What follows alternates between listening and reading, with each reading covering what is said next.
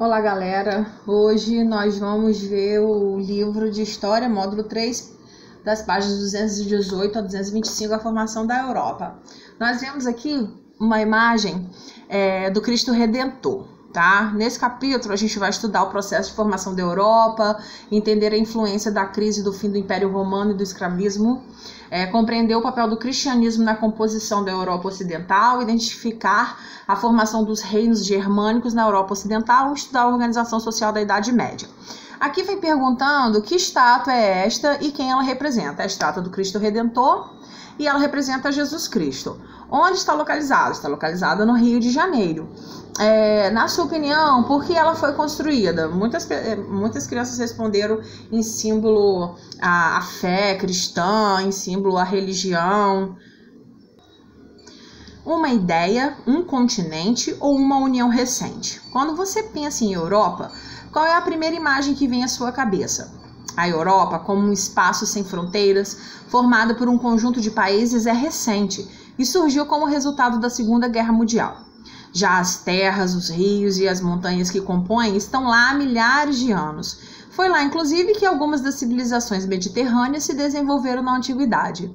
No entanto, a ideia da Europa como um continente com países que compartilham uma história em comum é, segundo os historiadores, uma criação da Idade Média entre os séculos 5 e 15, período que começou o fim do Império Romano. Vamos estudá-los? Aqui a gente tem a sede do Parlamento Europeu em Estrasburgo, na França. Essa foto foi tirada em 2017. Lugar muito bonito, né? A crise e o fim do Império Romano. Vimos que Roma se expandiu pelo Mediterrâneo durante o século I a.C. Apesar de aumentar a desigualdade social e econômica e os conflitos entre patrícios e plebeus entre os séculos I a.C. e 3 d.C., essa expansão territorial gerou muitas riquezas para os romanos.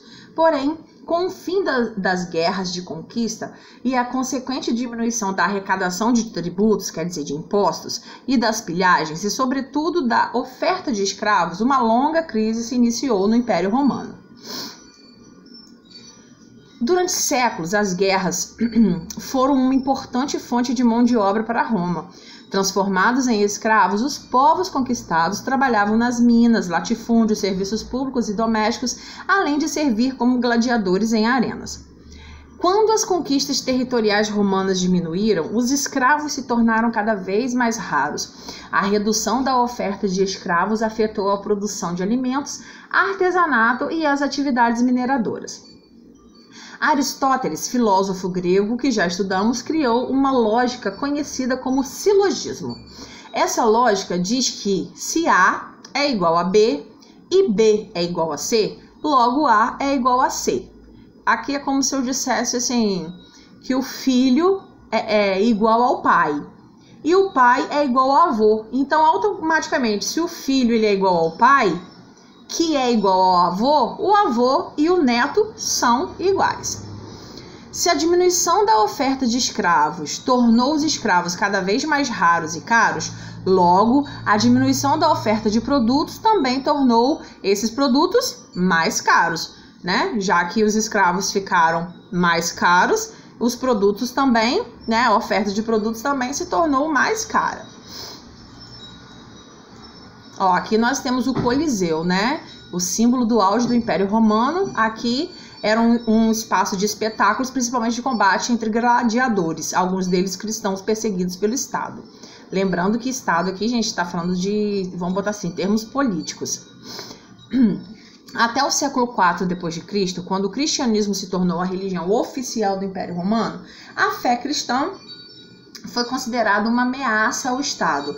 E os cristãos, ou seja, aqueles que pregavam ou seguiam o cristianismo, foram proibidos de praticar suas crenças. Com isso, quem fosse descoberto pregando ou praticando essa religião era preso e condenado à morte.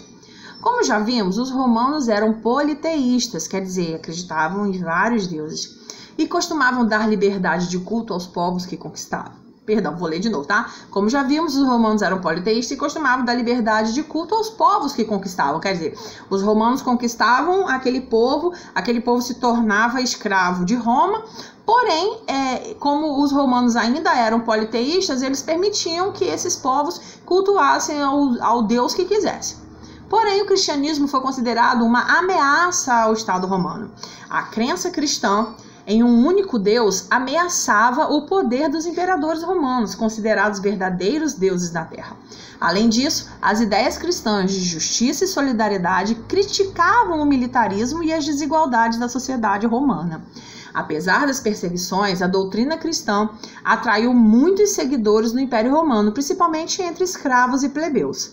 Já no século IV d.C., os cristãos eram maioria na sociedade romana. Por quase 1000 anos, a religião romana foi politeísta. Em menos de um século, porém, o cristianismo deixou de ser uma religião perseguida e tornou-se oficial. Explique como essa mudança ocorreu. Então a gente vai botar ali, ó, que o monoteísmo cristão tinha um caráter ameaçador em relação ao poder dos imperadores romanos, ao mesmo tempo que atraía aqueles submetidos ao poder dos imperadores, servos e plebeus, identificando as características da crise. Jesus de Nazaré. Segundo os historiadores, Jesus nasceu em Nazaré, uma pequena aldeia da Palestina, no Oriente Médio, quando a região estava dominada pelos romanos. Jesus era hebreu e filho do carpinteiro José. Dizendo ser o Messias anunciado na Bíblia, Jesus desafiou as autoridades do Império Romano e liderou um movimento contra essa dominação, atingindo os fariseus. Ele foi preso e julgado por um conselho responsável pelos assuntos da comunidade judaica. Por causa das pressões dos fariseus, o governador romano da Judéia, Pôncio Pilatos, ordenou a crucificação de Jesus de Nazaré no ano de 33 d.C. Apesar de Jesus não ter deixado nenhum documento escrito, a partir do século II d.C., um conjunto de textos conhecidos como Evangelhos tornou-se a referência cristã para contar a história de Cristo e divulgar suas ideias. Aqui, hebreu é o antigo povo semita, descendente de Sem, filho de Noé, segundo a Bíblia, do qual os judeus são provenientes. Fariseus, membros de uma seita judaica que seguia a Torá, o livro sagrado dos judeus, com muito rigor. Aí aqui nós temos, né, na primeira questão, o texto afirma que Jesus de Nazaré, com seus colegas... o texto afirma que Jesus nasceu em Nazaré. Com seus colegas, pesquisa a data de nascimento de Jesus e o que significa essa data no calendário cristão. Então, a gente colocou aqui, ó, no calendário cristão, ele nasceu no ano 1. Essa data significa o nascimento do Salvador, do Messias. 2. De acordo com os historiadores, por que Jesus foi perseguido e morto? Aqui não tem nada a ver com o nosso conhecimento cristão bíblico, tá? Aqui é de acordo com os historiadores. Porque Jesus desafiou as autoridades do Império Romano, liderou um movimento contra a dominação romana, atingindo os fariseus. Agora aqui nessas duas últimas páginas, nós vamos falar sobre as 7 maravilhas do mundo moderno, ok?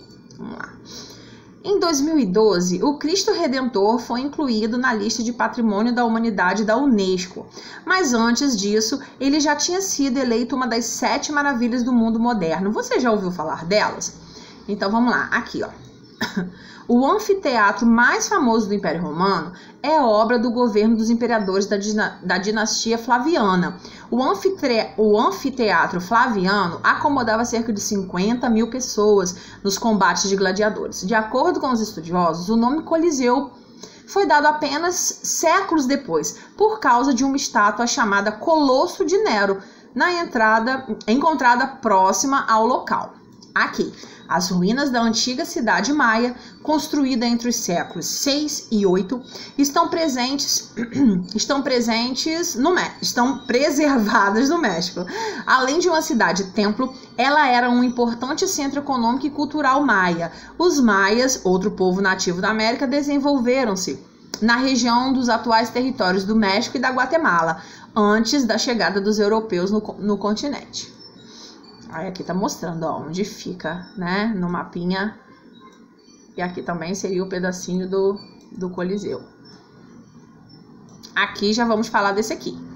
Construída com pedras a 2.400 metros de altitude em uma área cercada de montanhas, Machu Picchu é conhecida como a cidade perdida dos Incas.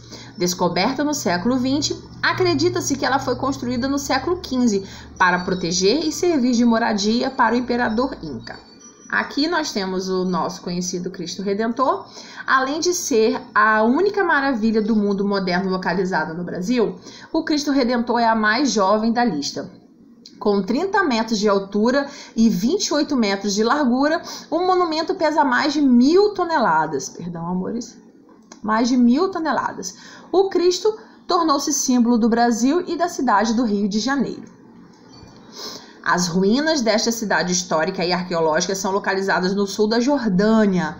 No século IV a.C., quando foi construída, estava em uma importante rota comercial entre a Península Arábica e a Síria. Esculpida em rocha Petra, também é conhecida como Cidade Rosa por causa das cores das pedras do local. Então, aqui está mostrando, tá? O sul da Jordânia. Aqui.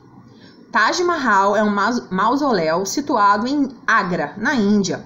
Foi construído por ordem do imperador Shah Jahan, em memória de sua esposa Mumtaz Mahal. Por isso, o Taj Mahal também é conhecido como a maior prova de amor do mundo. Acredita-se que foi construído entre os anos de 1632 e 1653 por mais de 20.000 trabalhadores. Agora aqui, o da China. A Grande Muralha da China tem 21.196 quilômetros de extensão e é considerada uma das maiores construções do mundo.